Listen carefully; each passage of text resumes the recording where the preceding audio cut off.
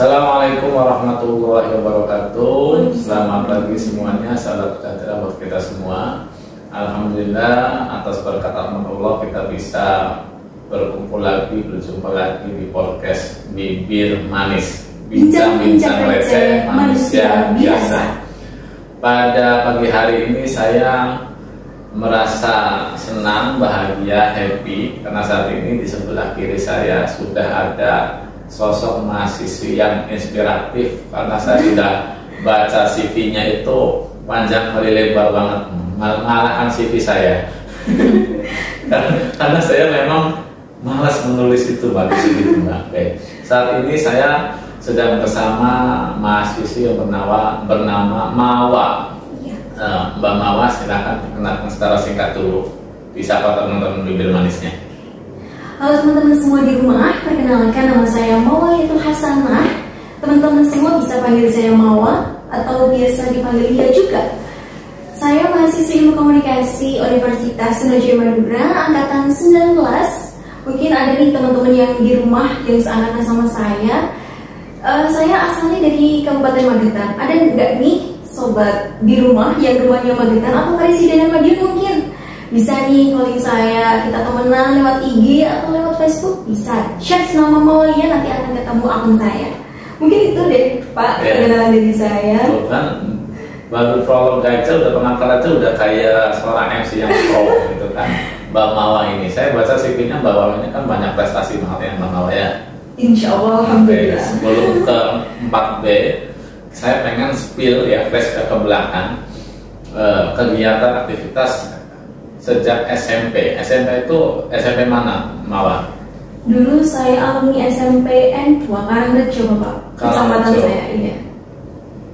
Di SMP kegiatan saya sebagaimana teman-teman di rumah mungkin kayak ya belajar seperti biasa, dan mungkin ada kegiatan ekstrakurikuler seperti pramuka, PMR kayak gitu. Terus waktu dulu juga saya ikut sering lomba-lomba, mulai dari lomba tilawah, mulai lomba lari atau tik kayak gitu teman-teman, gitu loh Pak. Berarti memang dulu udah ada lomba lari ikut ya? Dulu ikut SD itu Pak, mulai lomba lari. Kalau SD juga itu pernah ikut lomba karawitan. Teman-teman tahu nggak sih karawitan itu apa? Bapak tahu nggak karawitan itu apa? Karawitan itu kayak lomba nyanyi yang diiringi gamelan. Jadi kayak sinden-sinden gitu loh. Karena di daerah saya, dulu saya SD-nya di SD Roman 1 itu sentra gamelan teman-teman. Jadi kalau teman-teman search desa Kauman nanti pasti akan muncul ada sentra gamelan di sana. Jadi di sana anak-anak SD, anak-anak sekolahnya diberdayakan untuk melestarikan budaya di sana kayak gitu teman-teman. Kayak teman-teman di Indonesia itu nggak percaya deh. Minta dibuktikan dengan cara menyanyi karawitan. Ya. Udah lupa Bapak, itu udah berapa tahun yang lalu. Ya nanti bisa lihat lirik di HP, spill dikit lah, boleh lah ya. Berarti sudah ada lomba lari berarti ya, sudah ikut pernah ya. Berarti pernah juga lari dari kenangan mantan. Masya Allah, gak punya mantan, alhamdulillah ya teman-teman. Gak punya mantan, berarti setia dengan satu orang. Lu gak pernah pacaran, makanya gak punya mantan. Serius? Serius banget. Gak percaya. Gimana ya Pak? Anak zaman sekarang tuh lo mana sih? Gak ada yang mau, temen-temen mau gak sama saya, kayaknya gak mau deh. Gak apa-apa, gak punya. Bohong. Tanya teman saya deh Bapak, itu gak ada yang tahu kalau saya punya pacar, dan emang gak minat untuk pacaran gitu loh. Kenapa gak minat? Yang lain pada minat, kamu gak minat sendiri? Jangan-jangan apa nih? Jangan-jangan apa Bapak? Enggak, karena alasan gak minat itu pertama karena dasarnya dari kecil itu kan dididik untuk agamanya apa ya, keras ya gitu, doktrinnya orang tua. Jadi kamu agamis banget. Iya juga sih. Ya, tapi dari orang tua tuh menyarankan untuk mengarahkan anak-anaknya untuk paham agama. Kan bapak ibu saya di rumah kan juga ngajar ngaji. Ya kali masa anaknya pacaran, ibunya ngajar ngaji kayak kok nggak sinkron gini orang tua sama anaknya. Ceritanya orang tuanya kiai ini. Oh enggak juga sih, cuma ya ada kegiatan ngajar ngaji gitu untuk anak-anak di sekitar. Berarti baginya bukan mau aja, ning mau. Enggak, mau aja. Jadi memang SMP itu nggak pacaran gitu kan? Di mana SMP itu masa-masa puber, ya kan? Terus bagaimana kamu melampiaskan seorang siswi SMP yang pengen disukai, dipuji, diperhatiin, mengekspresikan diri saya cantik, saya pengen diperhatikan itu loh. Gini Bapak, saya tipe orang yang nggak suka cari masalah dan nggak mau bermasalah juga. Nah, kalau keinginan untuk memilih pasangan juga dari dulu belum kepikiran, apalagi SMP. SMP saya itu masuk udah mulai belajar fokus kayak juara-juara gitu, ngejar juara, ngejar ranking. Makanya kalau ada orang yang deketin saya mungkin kayak biasa lah ya, anak-anak kayak suka-sukaan gitu, saya malah risih, nggak mau, karena saya mau fokus belajar, mau fokus cari prestasi. Kayak dulu ambisinya untuk jadi juara gitu. Karena dulu teman saya itu gini Mbak, ada yang curang. Ketika saya sudah belajar di rumah, saya sudah ngerjain mungkin soal-soal halaman sekian-sekian sudah saya kerjakan sebelum teman-teman saya. Nah, ketika saya keluar istirahat, buku saya ini dicontek teman saya, otomatis nilai mereka lebih bagus daripada saya, kayak gitu. Jadi fokus saya itu gak pernah ke pasangan, tapi gimana saya bisa memberdayakan diri saya itu bisa lebih baik daripada mereka gitu. Padahal mereka curang, saya nggak curang, kenapa nggak bisa ngalahin dia gitu loh, iya kan? Dulu juga ada Pak, SMP itu guru saya jodoh-jodohin kayak, kamu tuh pacarnya dia ya, karena ada Pak satu laki-laki yang mengejar terus gitu loh Pak. Kan dari guru-guru di mana di jalan juga dikejar? Iya, jalan tuh diikutin. Saya kan jalannya sendiri. Terus kayak diperhatiin, terus guru-guru tuh sampai tahu kamu tuh pacarnya dia ya? Enggak Bu, gitu Pak, sampean sampai kayak gitu. Ya emang nggak benar aja pacaran. Dan saya belum menemukan titik di mana apa sih untungnya pacaran, gitu. Belum menemukan fokusnya pacaran itu untuk apa sampai detik ini.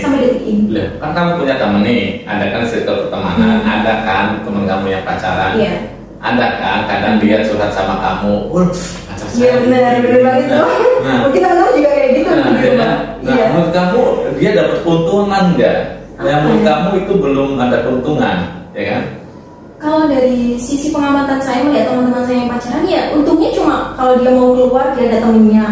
Sedangkan itu bisa kita lakukan ketika kita punya teman, nggak harus berstatus pacaran kayak gitu. Terus apa ya? Kalau dari saya melihat teman-teman saya yang pacaran itu banyak nggak enaknya tuh gini. Misalnya saya punya pacar, terus pacar saya deket sama cewek lain.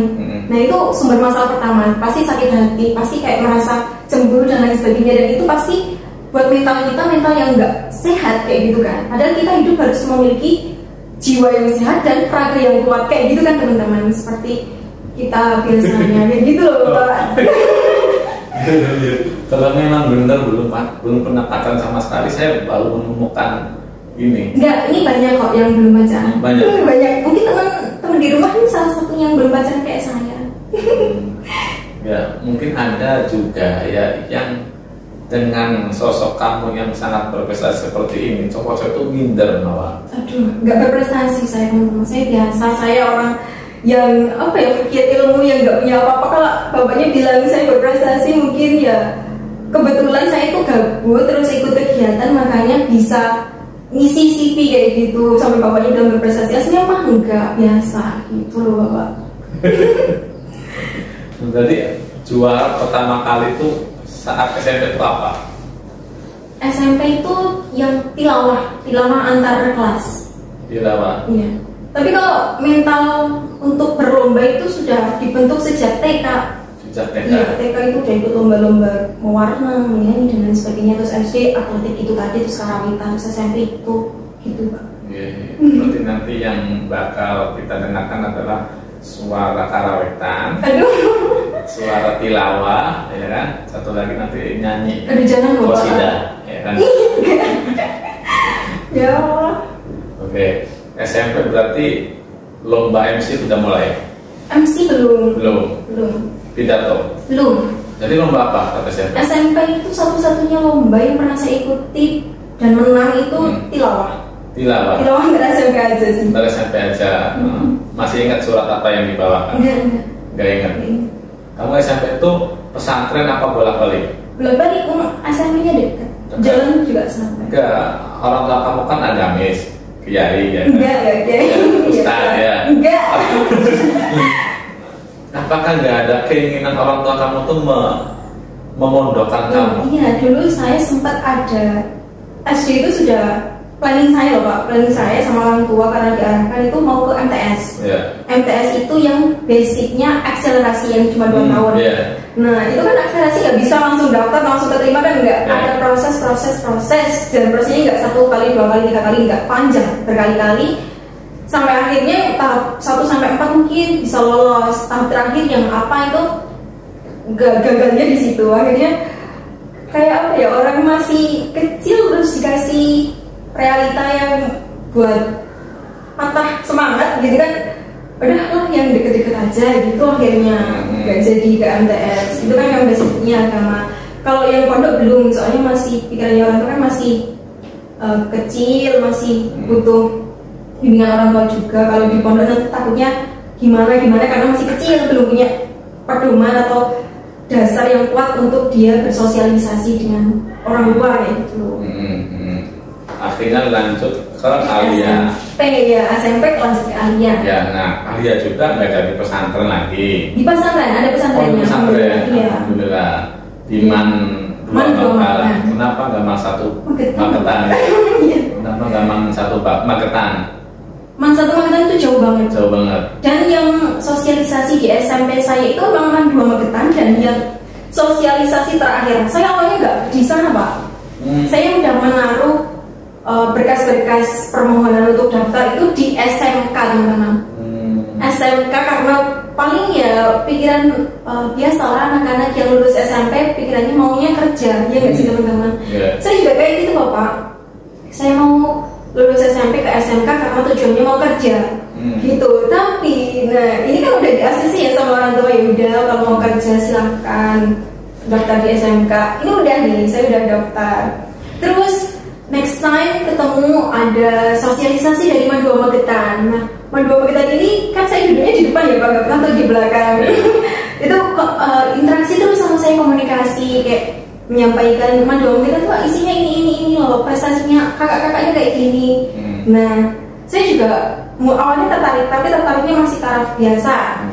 Terus dapat brosur tuh pulang. Waktu siang-siang saya masuk kamarnya Bapak Ibu, Bu ada berkas sosialisasi atau brosur sosialisasi dari Man 2 Magetan nih, gitu. Saya kasih. Mereka di Bapak Ibu kan lagi istirahat ya jam siang kayak gitu. Ganggu kamu. Iya kayak gitu, ganggu banget nih teman-teman. Tapi hasil dari ganggu itu, Bapak Ibu langsung berpikiran di detik itu juga untuk mengantarkan saya ke sana. Dan akhirnya berkas-berkas saya yang di SMK itu dicabut, gitu Bapak. Akhirnya di Man 2 Magetan dan Mondok juga karena lumayan jauh, cuma masih 1 kabupaten. Berarti kamu SMP juga nggak pernah pakai celana jeans ya? Kalau saya pernah pakai celana jeans. Mulainya enggak itu karena di Man harus menggunakan rok gitu. Ya. Kalau menggunakan celana yang longgar, yang lebar gitu. Tapi pandangan orang pondok kalau lihat orang pakai celana yang ketat itu otomatis kayak aneh gitu loh. Apalagi udah dikasih tahu jangan pakai celana, apalagi jeans gitu. Jadi kayak terbiasanya sampai sekarang. Tapi SMA pakai celana jeans. SMA enggak, SMP iya. Kuliah nggak pernah pakai celana. Saya nggak punya celana di lemari. Nggak pernah ya Bapak. Iya kan Bapak. Ya karena emang udah terbiasa sejak SMA itu, nggak pernah dibiasakan untuk menggunakan itu.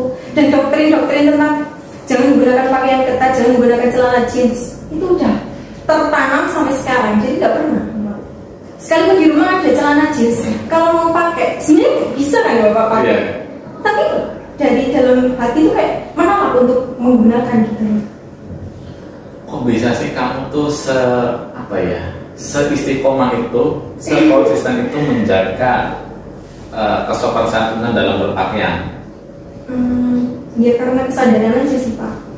Mereka membuat aturan seperti itu pasti ada hikmahnya. Mereka itu siapa? Mereka itu ya dari pengurus pondok dulu, dari pengasuh. Kan sampai sekarang juga? Ya sampai sekarang enggak. Karena tanah apa ya? Pendidikan moral, pendidikan akhlak, pendidikan keseharian yang dimulai dari lingkungan rumah, kemudian di pondok juga seperti itu, mendukung adanya kayak gitu. Akhirnya terbawa sampai sekarang gitu Pak. Kenapa bisa istiqomah ya? Karena udah dari dulu tertanam kebiasaan seperti itu, kalau mau dirubah itu harus membiasakan diri lagi, dan saya nggak mau membiasakan hal yang menurut saya nggak perlu kayak gitu. Nggak perlu. Nggak perlu. Buat apa sih kayak kita mau stylish, mau dilihat orang cantik, mau dilihat orang kita apa ya, fashionable, itu hanya penilaian orang. Sekalipun orang itu menilai kita cantik, menilai kita fashionable, tapi di sisi lain pasti ada aja orang yang mencela kita, melihat kekurangan kita. Jadi kita nggak akan sempurna melihat apa ya, penilaian orang gitu. Tuh kan saya nggak salah pilih nyari narasumber. Gitu. Jadi kamu tuh pengennya dinilai sama siapa? Enggak. Yang pengen dinilai sama orang tuh apanya? Sesuatu apa yang pengen dinilai dalam diri kamu oleh orang lain? Kalau yang pertanyaannya seperti itu, apa yang ingin dinilai, saya nggak berekspektasi apapun tentang orang lain, karena orang lain pasti punya perspektif masing-masing juga yang kita nggak bisa menyamaratakan perspektif orang satu, orang dua, orang tiga ya gitu loh Pak. Ya udah, orang mau menilai saya kayak gimana terserah. Yang kenal saya juga orang di sekitar saya, sekalipun orang sekitar saya juga belum kenal siapa saya sebenarnya. Ya udah, mau menilai saya orang yang sombong, orang yang baik, orang yang cheerful, orang yang pendiam, itu terserah mereka, terserah teman-teman semua di rumah gimana nih menilai saya. Saya juga nggak masalah gitu loh Pak. kan banyak nih biasanya tuh lulusan pesantren ya kan, cewek-cewek pada pesantren kuliah pakai dia celana jeans ya kan. Iya benar. Kalau kamu kan tetap konsisten ya kan. Nah, lantas secara psikologi itu gimana letak kodrati kamu sebagai perempuan yang pengen dipuji ya kan, pengen dilirik sama cowok, pengen disukai sama cowok. Nah, apakah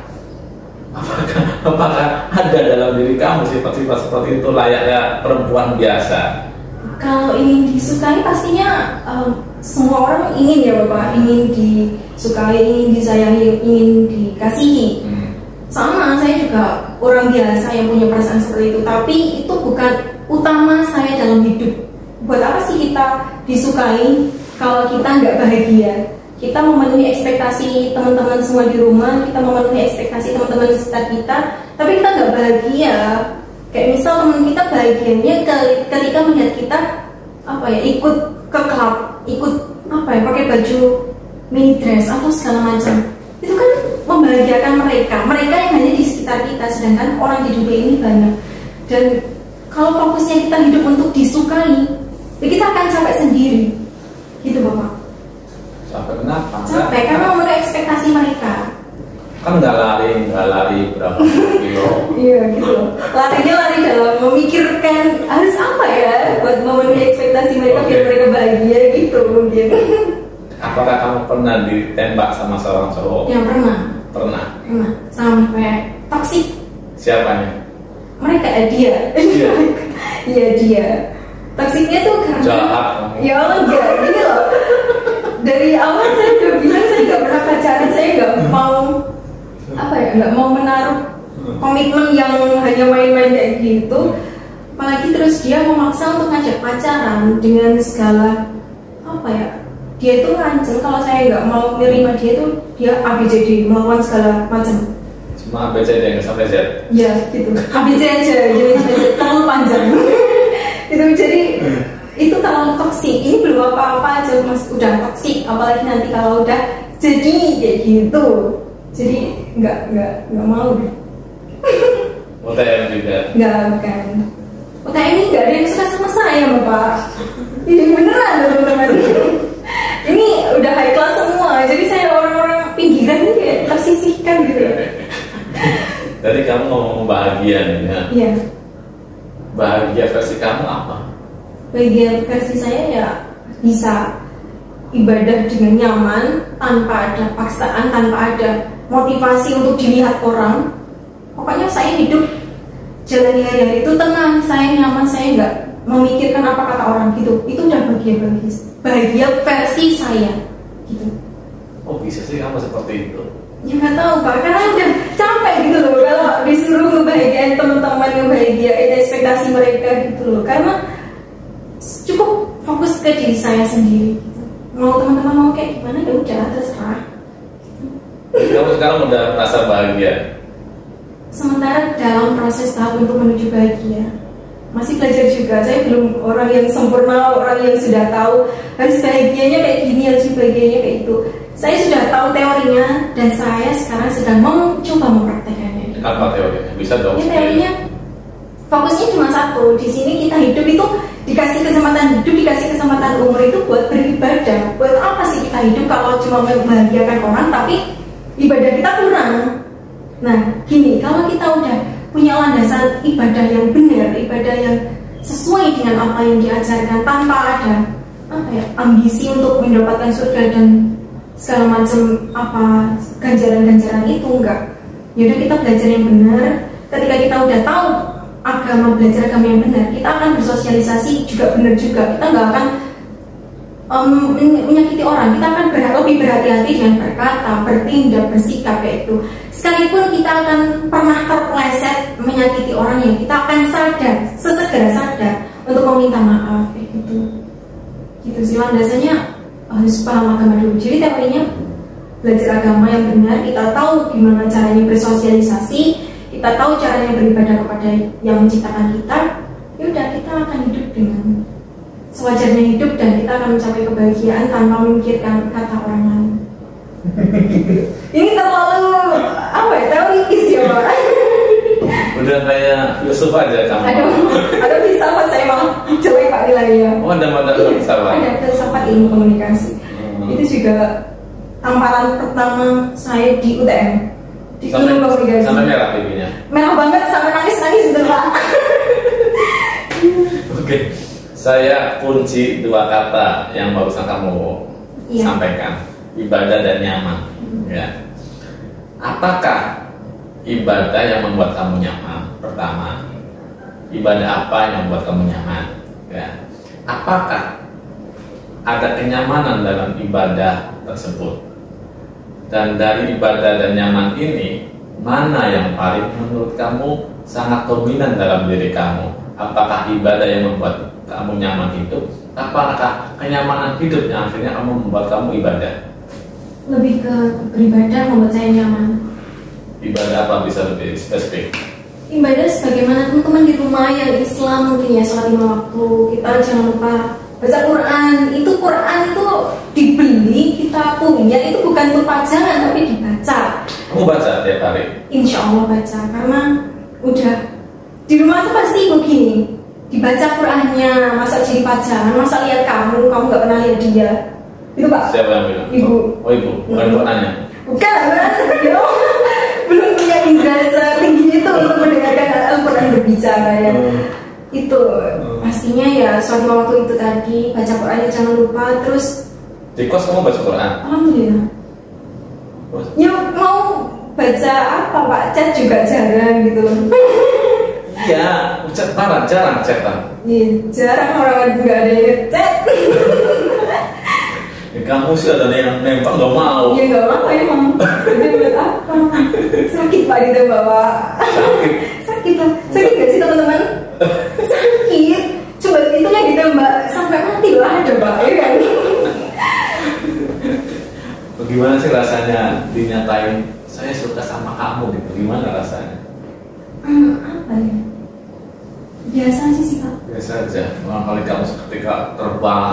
Enggak. Saya itu pernah ngerasain kayak ngerasa pengen terbang itu kayak ketika kita udah mencapai suatu capaian, kayak misalnya kita juara nih, terus orang-orang di sekitar kita kasih apresiasi, itu kayak masya Allah bahagia banget gitu loh. Apalagi orang tua kan kayak misal ngasih reward apa gitu atau membuat ucapan selamat, terus apa ditambah lagi dosen-dosen, guru-guru yang ketika kita buat status yang menunjukkan capaian kita, dia ngucapin wah selamat kayak gitu, itu udah bahagiaku banget gitu loh Pak. Bahagia saya tuh kayak masya Allah, ada nih orang yang masih perhatian sama saya, masih melihat perjuangan saya dan mengapresiasi, karena ketika kita sudah berjuang dan diapresiasi itu akan meningkatkan semangat kita untuk berlomba. Tapi ketika kita udah capek-capek berusaha tapi nggak ada yang menilai, ya kita akan stuck di situ. Sekalipun kita mau berusaha lagi, ya usaha kita akan nggak seoptimal ketika orang yang diapresiasi gitu.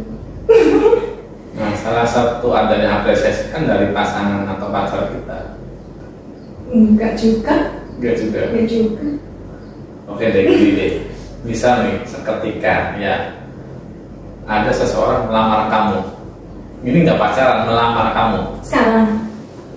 Ya, misal. Belum lah, ini Belum. masih fokus banyak-banyak yang harus dicapai dulu. Karena gini loh Bapak, ekspektasi saya ketika memutuskan suatu komitmen akan ada tanggung jawab baik moral, hati maupun finansial gitu loh. Moral, hati, finansial, Iya. tanggung jawab itu. Iya, iya nggak sih Moral. Bapak? Moral ya kita harus menjaga hati pasangan saya itu. Moral. Iya moral. Hmm. Harus menjaga perasaannya. Kalau hati kan harus menjaga satu kok. Iya. Harus jaga satu orang, satu hati. Iya. Biar gak tersakiti kan gitu. Iya. Ya moralnya kita harus jaga itu tadi kan, sosialnya harus benar-benar dijaga biar nggak melukai dia sebagai pasangan kita. Terus finansial ya, masa kita mau menggantungkan hidup kita ke dia kan nggak banget gitu loh. Apalagi zaman sekarang wanita itu harus berdaya dan berdaya baik dari agama, finansial gitu. Gitu. Ilmu juga, ilmu agama dan finansial gitu loh. Mungkin ya. Ilmu, agama, dan finansial. Iya. Saya jadi teringat quotes-nya dari Ning Imas. Pernah dengar nggak Ning Imas? Iya, iya, dengar. Itu idola banget sih Pak. Ya, Ning Imas itu quotes-nya begini, bilang gini, kalau bukan hanya karena agama, wanita, perempuan itu akan Gila. gila Benar. karena benar, perasaannya. Iya. Nah, Makanya. maka dari itu saya saat ini berbicara dengan Mawa juga dan rekan-rekan perempuan-perempuan di sana. Kita baru saja mendengar suatu berita yang viral. Apa coba? Banyak Pak. Ini dimaksudnya seperti apa nih teman-teman? Pembunuhan Pembunuhan. Iya. Elisa, ya cewek itu oleh Yang pakai mantan. kloset. Iya.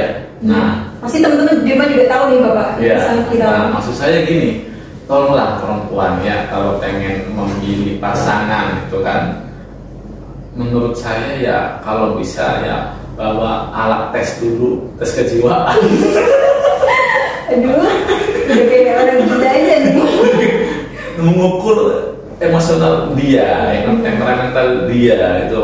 Ya itulah sekarang tuh cowok-cowok itu gak punya mental yang kuat, dikit-dikit emosi, ya kan. Gitu. Ceweknya juga dikit-dikit ada yang menyatakan suka langsung terbang.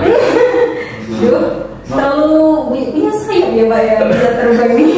Maka dari itu saya shock, kaget dengan kaget sosok Mawa saat ini, bahwasanya dia menyatakan bahwasanya belum pernah pacaran dan posisi dengan jati diri dia kepengen pacaran, itu kan suatu yang unik, antik gitu. Kolot ini Pak. Nah, kolot, cuman saya sekilas lihat suka loh tampilannya, pakaian kamu itu loh, dressnya itu loh, maksudnya batik ya kan, di apa blazer ya, ini apa namanya, outer ya, outer ya. Maksudnya kekinian tapi rapi, sopan, anggun, elegan ya.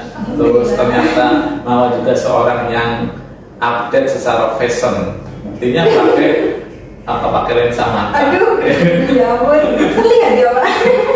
Teman kelihatan gak sih? Enggak lah ya Pak.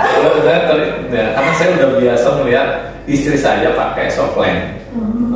Gitu, berarti kan update kan. Ya. Lensa minus Pak, ini udah terlalu banyak. Pandemi, gara-gara pandemi nih lihat Oh, terus. Iya. Serius? Serius.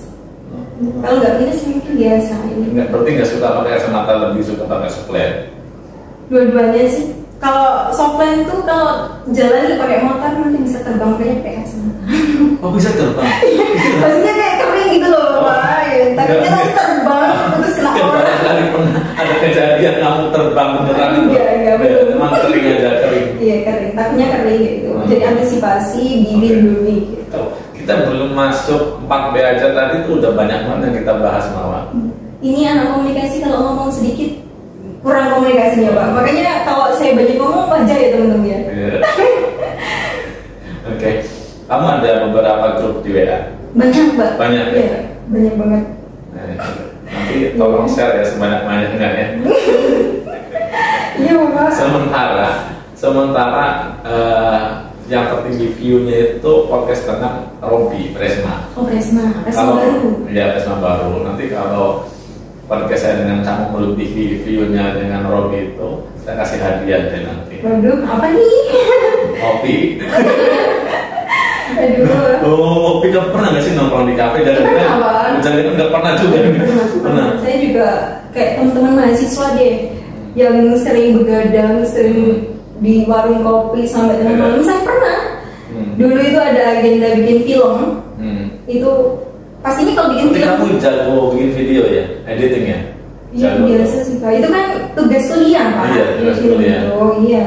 Nah, karena proses editing film itu nggak bisa cepat, nggak bisa satu hari jadi itu kan nggak.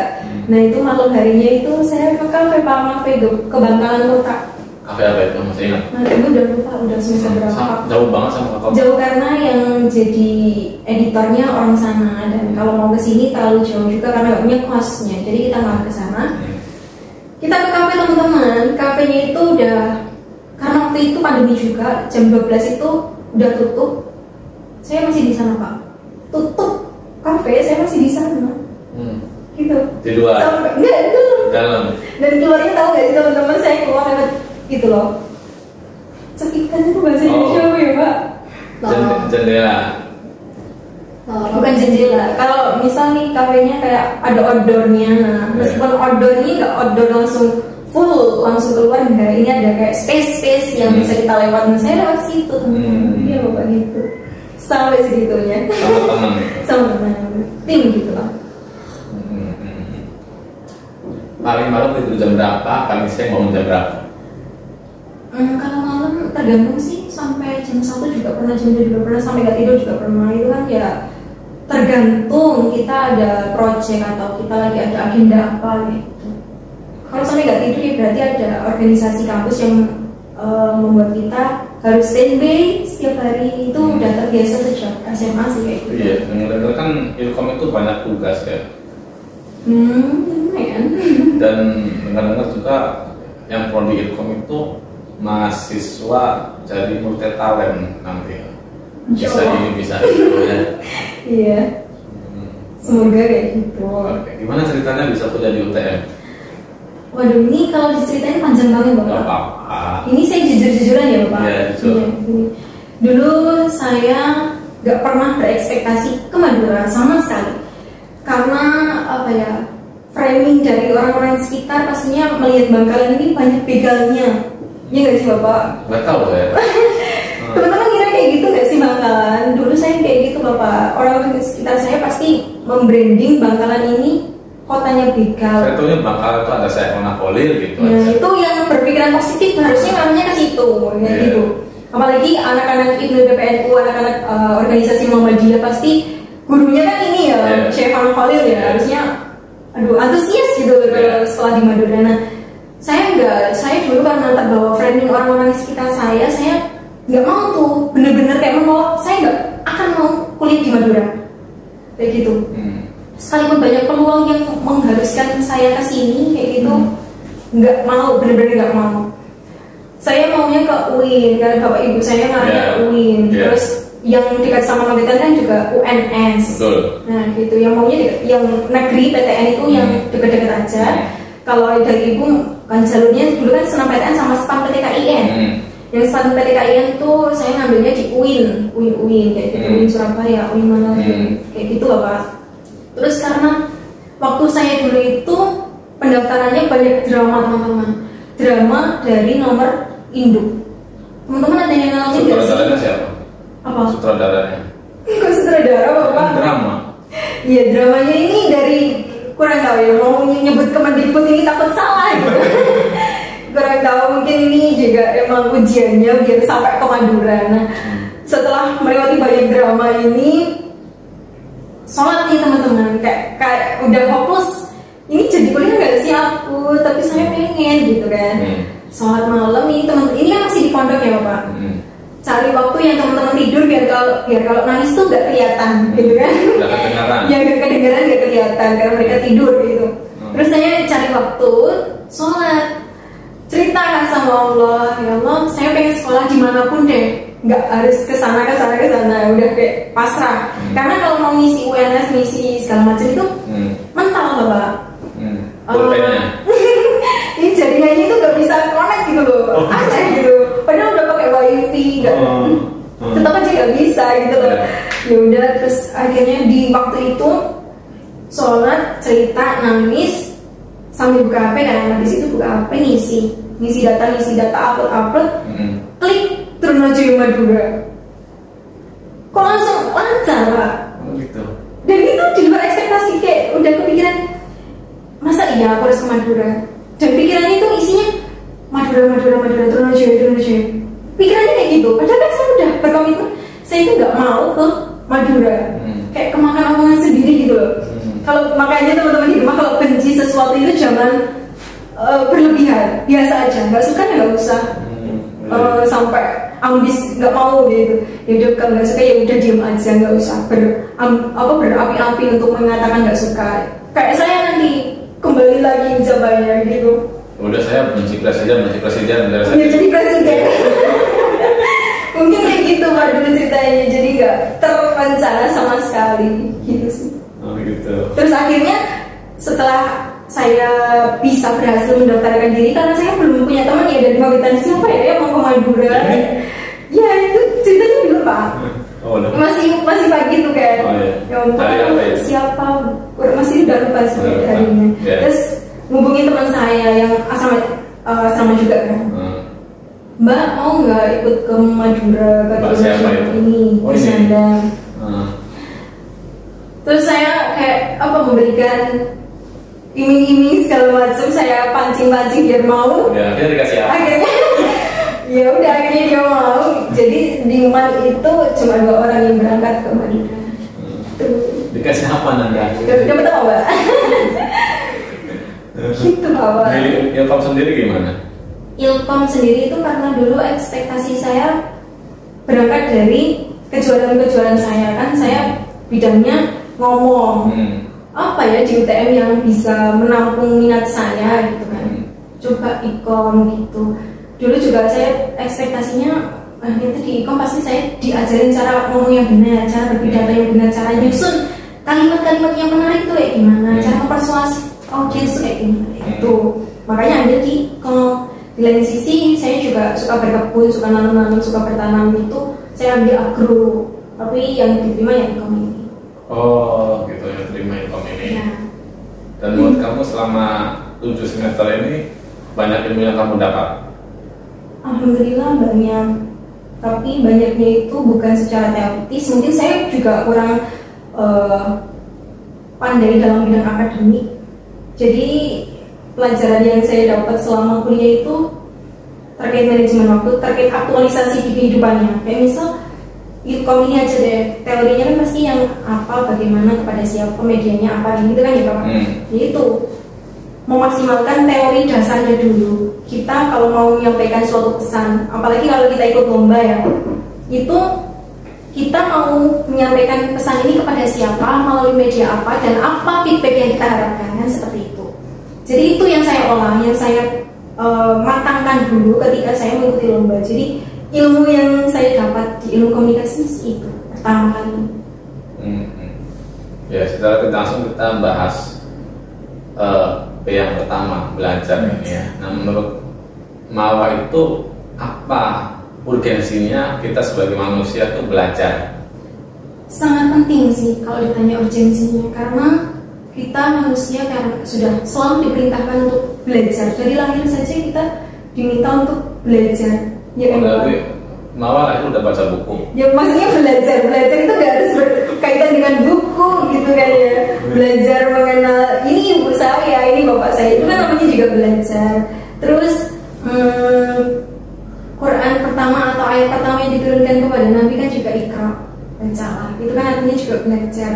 Dan belajar itu nggak bisa hanya dilakukan saat kita muda, tapi juga dari lahir sampai kita meninggal, sampai kita nggak punya waktu untuk belajar lagi gitu. Jadi sangat penting untuk belajar ya teman-teman. Sekalipun kita mungkin merasa kayak aku tuh nggak pintar-pintar banget, sama saya juga nggak pintar, saya juga biasa aja. Tapi kalau kita mau berusaha, pasti kita dapat apa yang kita inginkan. Misal kita belajar buat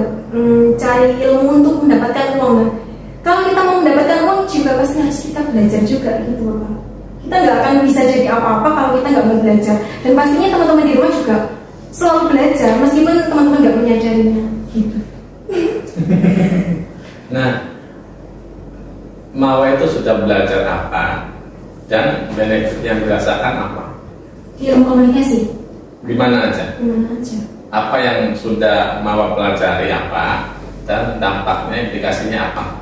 Contoh 1-2 lah. Apa ya, banyak sekali sih. Contohnya kan kayak misal, contohnya di kampus kita dikasih tugas nih, tugasnya banyak.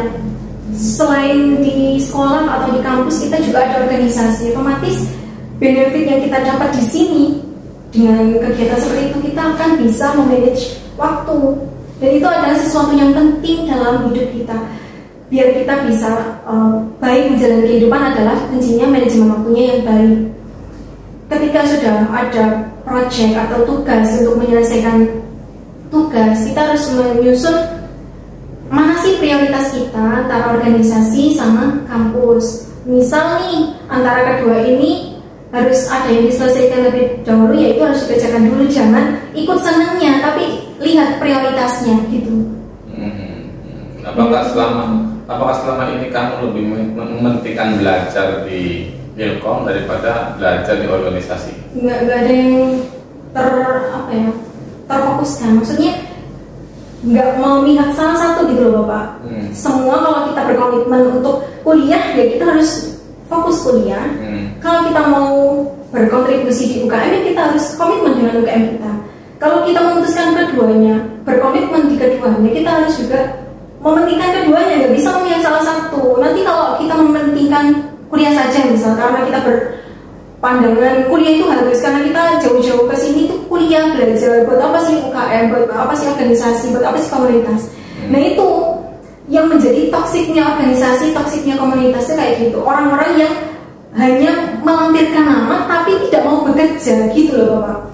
Kalau udah berkomitmen ikut UKM, ikut organisasi ya kita harus ikut jalani apa yang mereka inginkan di organisasi itu atau visi misi organisasi itu lah.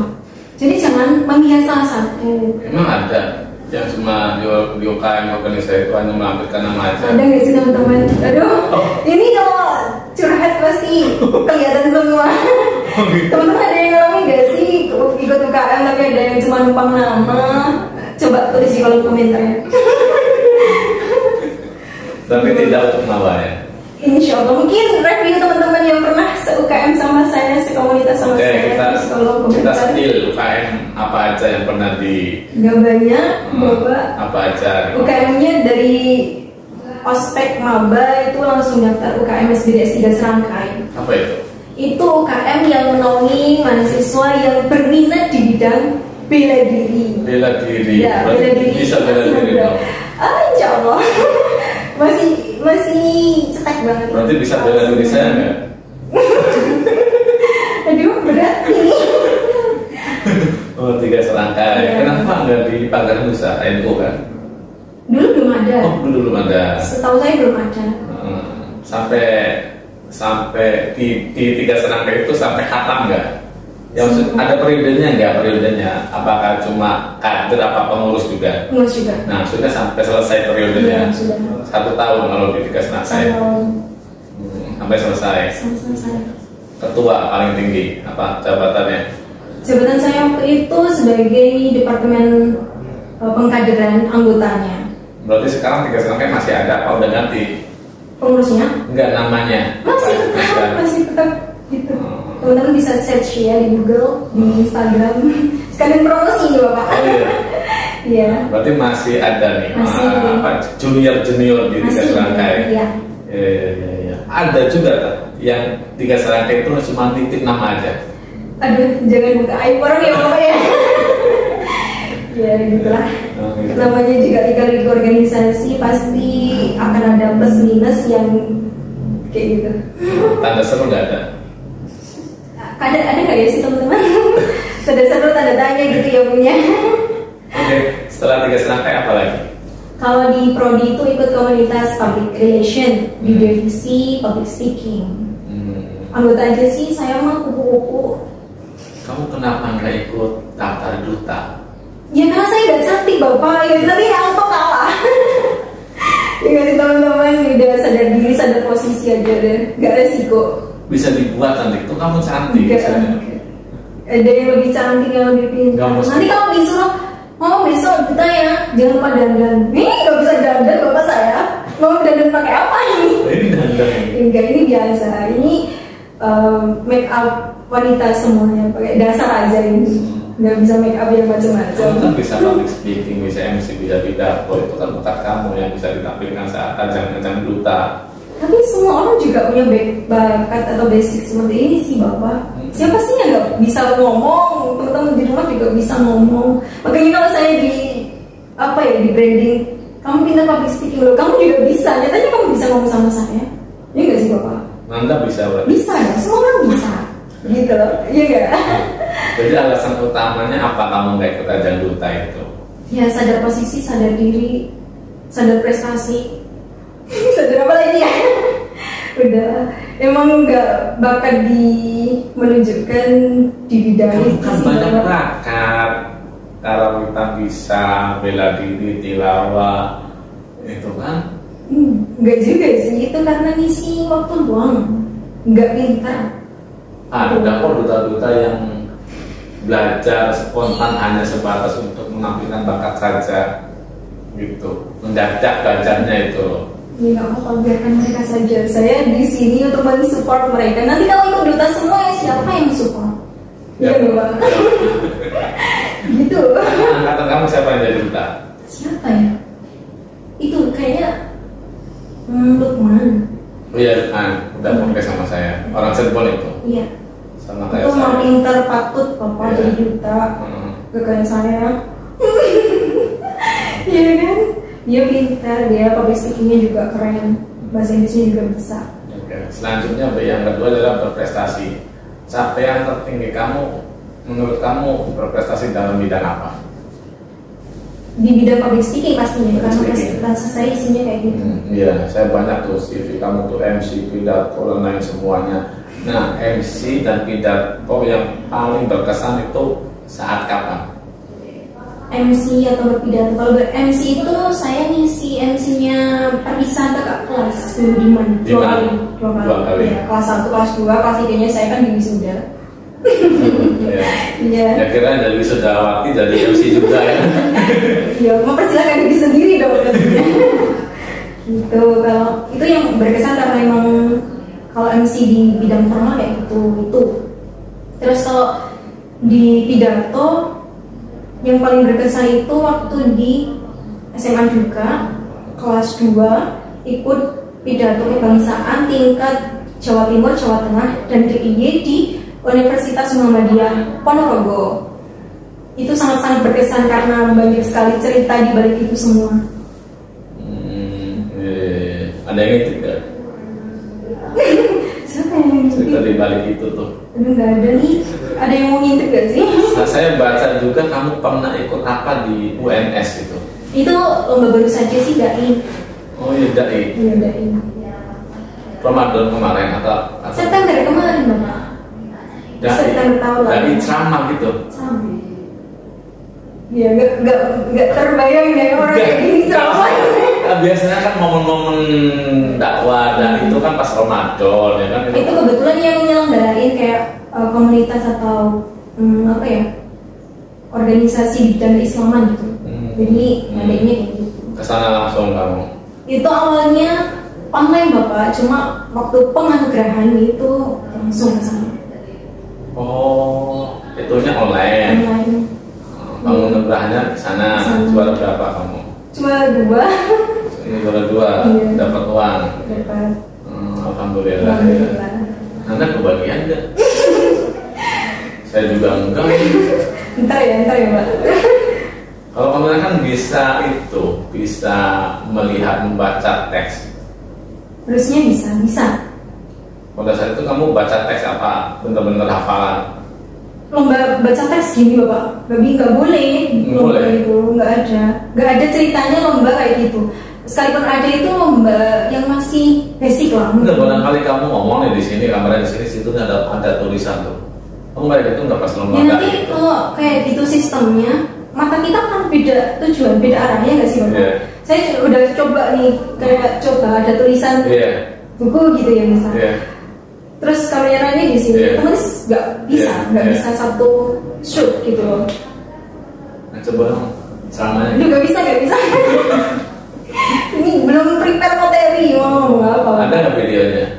Ada, teman-teman kalau mau search di Instagram ada, di YouTube ada. Karena kan kalau lomba biasanya selain di up di Google Drive kan ada di posting di Instagram, YouTube gitu. Berarti kamu rapi juga ya dalam mendokumentasikan kegiatan kamu ya? Rapi nggak ya? Kayaknya biasa aja. Iya. Oke. Kamu juga pernah di Polres Magetan itu apa ya? Itu magang. Jadi inkubasi komunikasi. Bukan. Apa jadi narapidana nih? Astagfirullah, jangan sampai. Magang. Jadi di humasnya. Tugasnya fotokopi. Nggak pernah disuruh. Terus juga suruh ngedit video, terus bikin berita gitu. Nah, itu saya pernah membaca CV kamu itu editor video podcast apa gitu ya? Atau misi. Itu CTV, komunitas di coba narasumbernya. Di Ekom. Yang di sana di Lepsos itu. Iya. Rutin nggak sih? Apa? Itu tuh mereka tuh. Kurang tahu, saya bukan anggotanya. Oke, berikutnya belajar berprestasi, sekarang berkarya. Karya apa yang sudah dihasilkan oleh Mawa? Karya apa ya? Berupa konten, apa berupa produk, benda dan lain sebagainya. Kalau karya benda itu kayaknya belum sih Pak. Belum, konten video mungkin. Konten video ya sebagaimana lomba-lomba itu aja. Kan lomba itu gak hanya fokus video terus langsung kan kadang-kadang enggak. Itu kalau yang minta acaranya ori gitu kan. Kalau mau dikreasi biar menambah nilai juga harus backgroundnya hijau, terus dikasih background apa kayak gitu. Ya gini, Nala kan sudah berdalam buana dari MC pidato, barangkali ada minat nggak sih ketertarikan untuk bikin konten, tips-tips public speaking menjadi MC? Nah, selalu terbayang kayak gitu sih. Nah, iya. Cuma ya itu kembali lagi kayak masih merasa kurang ilmunya gitu. Kalau kita menyampaikan takutnya nggak sesuai atau ada orang yang lebih pro daripada saya terus menyampaikan sesuatu yang bikin saya drop. Nah itu masih saya kontrol dulu. Maksudnya kayak manajemen persiapan itu loh Pak, biar gak langsung nanti di komen teman-teman di rumah, loh ini apa, tips apa ini gitu. Terus aduh ini masa gak sampai pesanku gitu, nanti capek. Tadi kan kamu pernah bilang sendiri di awal nggak pengen mikir perkataan orang. Itu teorinya. Ini sedang proses menjajaki pengaplikasian teori itu. Ya semoga bisa biar TikToknya, biar IG-nya manfaat gitu. Iyalah, saya aja berkarya bikin podcast kayak gini nggak urus ada yang nonton apa nggak, yang penting saya aja. Ini Bapak subscribernya udah banyak banget, udah dapat silver ya Pak? Belum. Ayo didukung teman-teman ya. Jam tayangnya yang susah ini ya. Kalau subscriber mah gampang, jam tayang ya. Ayo didukung teman-teman ya. Berikutnya adalah berkontribusi. Apakah kamu sudah berkontribusi bagi lingkungan kecil lah, katakan keluarga, masyarakat, dan bangsa dan negara? Kalau memang belum, apa ke depannya harapannya kamu? Kontribusi yang saya berikan ke lingkungan sekitar saya itu kalau di rumah bantu ngajar haji. Kalau pulang liburan. Kalau liburan gitu. Kalau di masyarakat tingkat PAC, tingkat kecamatan, ikut organisasi pelajar Nahdlatul Ulama. Masih aktif kamu ikutnya? Gitu. Kemarin berarti ke Delta? Enggak, ke Jakarta. Delta. Oh, ke Delta. Kebetulan itu habis pulang dari Jogja terus capek akhirnya nggak bisa karena ibu saya bilang nanti di sana banyak orang, nanti kalau gini-gini gimana kayak gitu lah, khawatirnya orang tua gitu loh Bapak. Sama nantang ke Jogjanya? Enggak. Oh, nggak diajak sih? Jauh rumahnya Bapak, dia di Magetan Kota, saya masih perbatasan Ngawi Madiun.